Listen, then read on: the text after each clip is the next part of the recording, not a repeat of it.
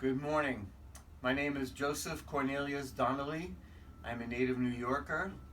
I'm the permanent delegate of Caritas Internationalis to the United Nations, which basically means I represent the Confederation of Catholic Charities around the world from 165 different countries. And I bring our voice, our Catholic social teaching commitment, and our passion for people, especially the poor, especially women and girls and children, refugees, migrants, and displaced people, into the discourse at the UN, which is right across the street here from us. And I do that with a lot of humility, but also pride, and a constant prayer to find the courage to confront the seeming sometimes global indifference to the needs of others. So that's what I do here, and I'm happy to say that in my tradition of working in the church, with the church, for the people of God around the world, I have worked continuously with the Daughters of Charity, and my encounters with them have started, not surprisingly, here in New York City, when I worked with Catholic Charities New York, with the Kennedy Child Study Center, helping severely and or physically disabled children and their families, where I met the sisters, the daughters, then also the daughters in Catholic Charities in Brooklyn, New York. And I'm mentioning all that because in the midst of that, I met many fine women, humanitarians, and faith witnesses. When I went to the Holy Land many years ago, in 1987, two of the first people I met who left a lifelong impression on me were Sister Anne and Sister Susan, who were working, once again, as the sisters do, with disabled children and families in Israel, in Palestine, and really doing heroic work in the midst of a conflict, in the midst of Christian, Jewish, Muslim dialogue, and all the rest of those issues. And I'm proud to say we have remained friends all these years.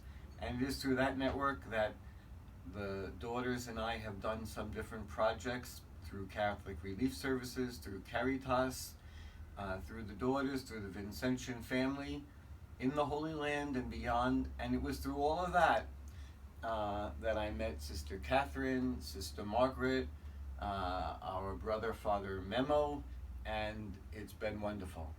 And of course I know St. John's University, being a native New Yorker, but then also because of the community and faculty there. And that's strictly to say, a long introduction, it is with friends and colleagues like that, near and far, that as a Caritas representative here at the UN, I am able, and our team is able, to press on the issues around the world. We are present helping people in 200 countries and territories. We serve based on need, not creed. We are approximately 1,500,000 staff and volunteers around the world, doing everything from climate change to fighting human trafficking to supporting smallholder farmers, healthy agriculture, the right to food, but also things like land grabbing and exploitation of natural resources.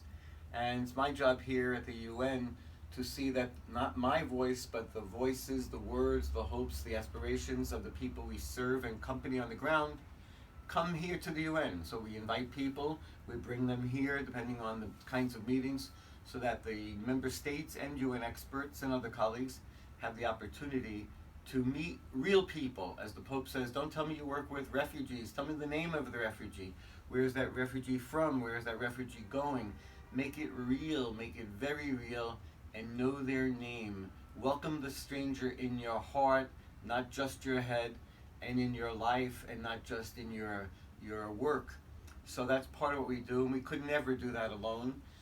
Daughters of Charity are partners of Caritas around the world in all kinds of projects and places, and that's an honorable thing, as we are partners here at the UN, through the sisters, through the community, and that's part of what helps us be strong, be courageous, be happy, be human, and pray together as well in the times of difficult things that we can't resolve so easily. So that's part of who I am and what I do here as Caritas.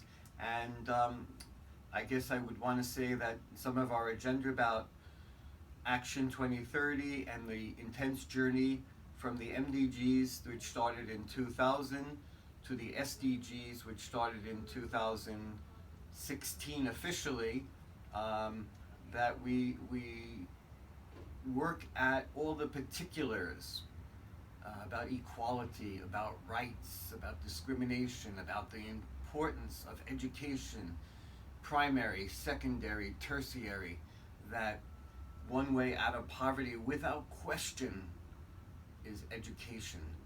And as the theme of this seminar these 2 days, which I've been really happy and honored to prepare with the sisters, is every voice counts. That is my mantra here at the UN, and it is what I have learned by being here these last 15 years, that every voice, every person counts. And we have to take the time to make it count.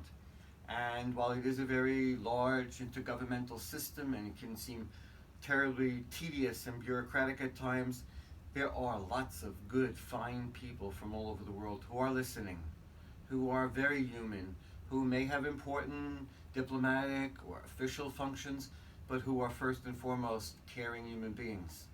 And they come from Christian, Muslim, Buddhist traditions, indigenous people, God's people, I guess is the point. And maybe the last thing I would want to say is that we can't be afraid to be a voice for others here at the UN. We are called to do that. That means we are called to accompany people, whether it's the people in need in East Timor, in Haiti, in the Philippines, in Central African Republic. We must walk with those people everywhere we find our sisters and brothers. And yes, that means we're encountering and intersecting with the difficulties and even the politics of life in different places. But as the U.S. Catholic bishops have said, there's a political responsibility for bishops, for every Christian. And that's a holy thing, to walk with other people, to know what they know, and to be real where it's real for them, and to help them define the world that they want, not the world we want for them. So to really own that together.